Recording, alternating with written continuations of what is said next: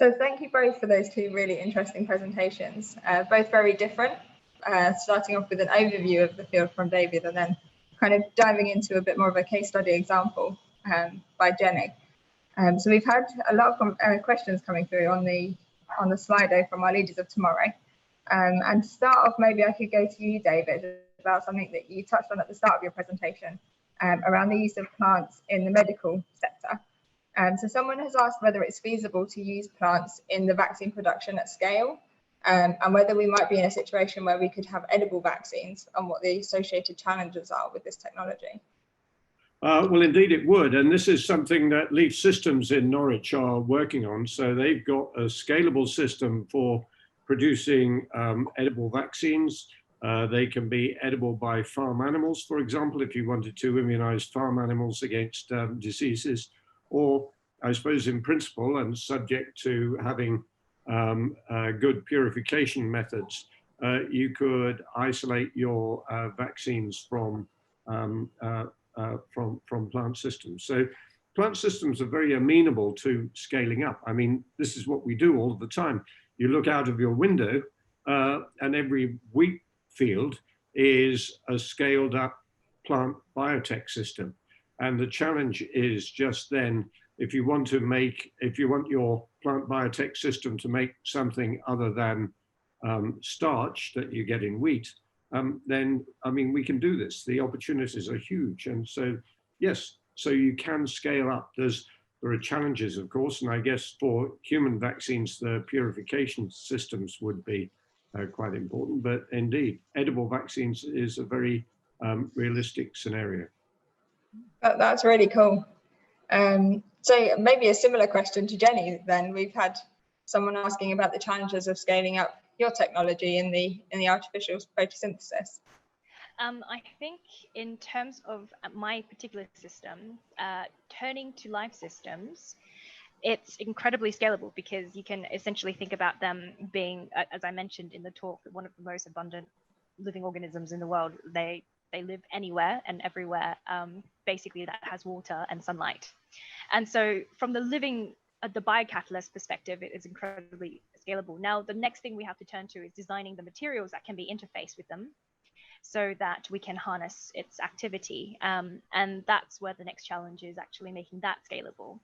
So at the moment we're making electrodes out of metal counterparts, but these require mining. What we want to turn our attention to is to see whether we can make conductive substrates out of living materials also, so we can carbonize maybe plant materials or different types of materials. We're still investing, it's very early days, but so that everything can be scalable. That's great.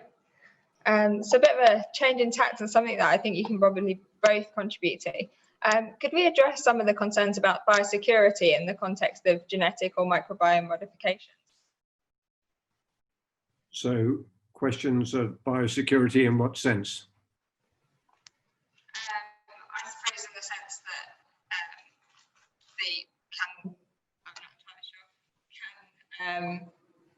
can these be hacked in any way? Could they be used to cause harm?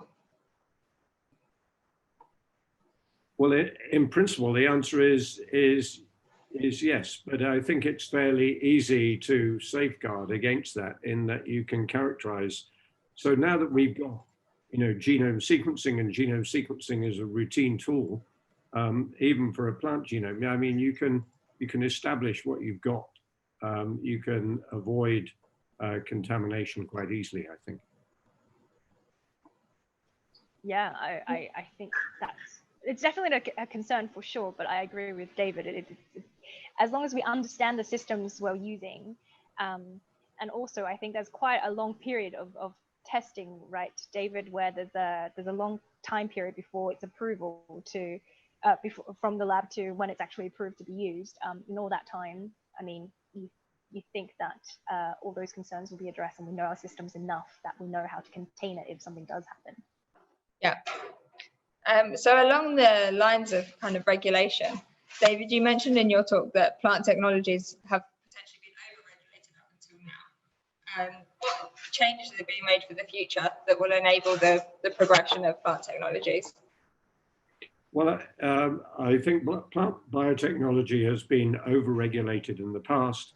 That's certainly been true of genetically modified plants and crops, where, for example, the products have to go through overly rigorous animal testing regimes before they can be released. And I think the prospect is over time, and this is happening in the USA, that the regulatory process can be relaxed and more rational.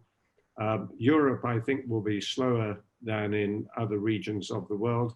I'm expecting that China and Africa will probably follow the Americas in the fairly near future. Yeah, anything to add, Jenny? No, I think, yeah, David knows more than me in that respect. So, a question that actually maybe, Jenny, falls more to you is about the rollout of these technologies. So maybe you could speak about your photosynthetic technologies. Arguably, those who might be able to benefit most from them are less able to pay. And are your technologies dependent on existing infrastructures, for example? No, in fact, these specific types of technology is meant and probably most useful in off-grid regions where people don't have access to grid energy. And I mean, our idea is that you should be able to bacteria or algae, it depends on how well we can make them excrete their electrons. When you're living somewhere where, yeah, you don't have access to much, but that's why we're really limited by the material, the synthetic material in which we have to interface with the biological materials. And if that is cheap, and like I said, we're trying to develop it so that it is also as accessible and as cheap as the living materials, then it should be highly beneficial for those off-grid populations, which is, I think, around 3 million in the, 3 billion in the world. Yeah, I can imagine it would be a very beneficial technology to a lot of people if it can be rolled out. So I don't know which of you would like to cover this, but someone has asked how much has soil-less systems such as aquaponics or hydroponics helped in bringing plant biotech to more urban areas rather than having this rural-urban divide? I think that's what David. There's a recent paper that has described how tomatoes can be gene edited so that the plants are more amenable to vertical agriculture systems, so urban agriculture. And I think the opportunities are just there. We just have to think about what we would like to do. And in many instances, the technology exists to adapt plants so that they can be grown in different agricultural systems. So hydroponics and vertical agriculture, very definitely achievable. That's great. And then we have a look. Maybe the last question that we'll end on is there a tension between what is natural and what is good for our health or our society or our planet? And how can we communicate biotech developments more effectively with the public to increase adoption of these sorts of things? I think the word natural is a very difficult one to understand. So agriculture as we practice it now is not natural in that, I mean, it is a construct of human society. So where do you define something as being natural or unnatural? I think that you just have to look at some basic principles. So a basic principle in diet, for example, is that the more varied our diet that we have, the more different plants that we eat, then the healthier our diet will be. And so if we can develop systems that favor diversification in agriculture so that we can have rich and varied diets, then we'll be a healthier population as a consequence. Now, whether that's natural or not, I don't know. I like to stay away from the natural world. Natural word. Yeah, I mean, the person in the question has kind of put it in inverted commas. Yeah. Yeah, I think David, described that very difficult question, answered that difficult question very well. Maybe I can tackle the last bit of it, which was how can we better adopt technology? Yeah, how can we communicate biotechnology developments more effectively to the public so that we can increase the acceptance and the adoption of these things? I mean, again, I just have to use my case study for that. Yeah. I think we do lots of outreach where essentially, if we can give you some simple skeletons of our devices, and you go to your garden and you can just basically slop some of your green growing cyanobacteria or algae onto these devices, and you can produce electricity. I think that's already a demonstration that is really accessible and anyone can do it from your home. I think these type of technologies, well, I mean, the other technologies, maybe David, you can comment on how can we more effectively communicate your type of technology? I think, well, we've probably made mistakes in our communication strategy in the past.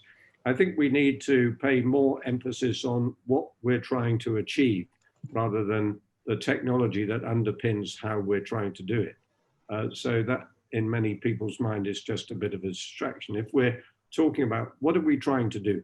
We're trying to make a better world, healthier food. We're trying to be able to use plants without degrading the biodiversity and agricultural services that are so important in the world without having a greenhouse gas footprint. So if we just talk about what we're trying to do, sustainable agriculture, healthy diets, that sort of stuff, clean energy, then I think that engages people rather than getting too hung up in the technology that underpins it. I think that's a great point, David. I think you mentioned a lot of buzzwords at the end there, and they're things that people as concepts can really get behind. But the lack of understanding, I guess, from the general public on the technologies is what scares a lot of the public off. So I wonder whether, just to close with either of you, have any thoughts on the future and kind of areas that you think our leaders of tomorrow might be able to position themselves to be at the forefront of these really cool technologies. Do you have any kind of calls to action or closing comments?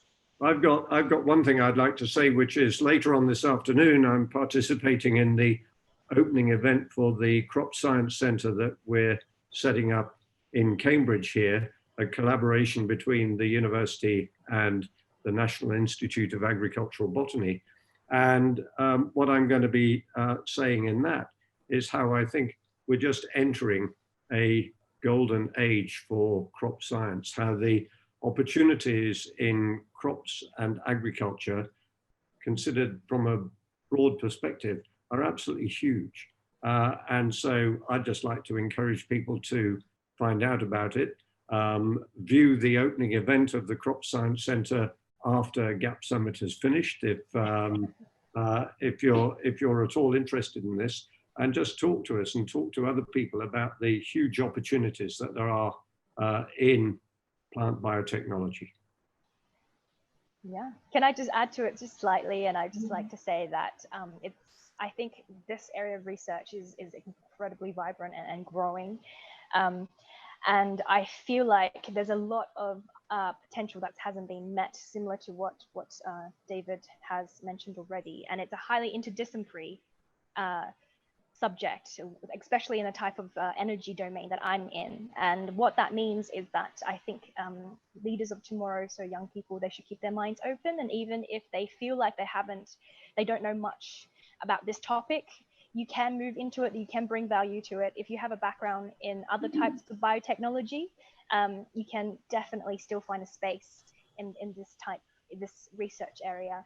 And in fact, probably use some of the tools that's already been established in the biomedical, for example, industry, and apply it to some of the problems that we have right now. I think that would really drive this field forward if we have more people who are open-minded to doing interdisciplinary research. That's great. Thank you both so much for your time, for your presentations and the live Q&A today. You've really brought forward some new topics that we haven't yet discussed at GapSummit in terms of the plant-based technology. So thank you very much for that. We're now going to go into a slightly shorter break than we'd planned. So if everyone can be back here in about 15 minutes, we'll then have our next panel session.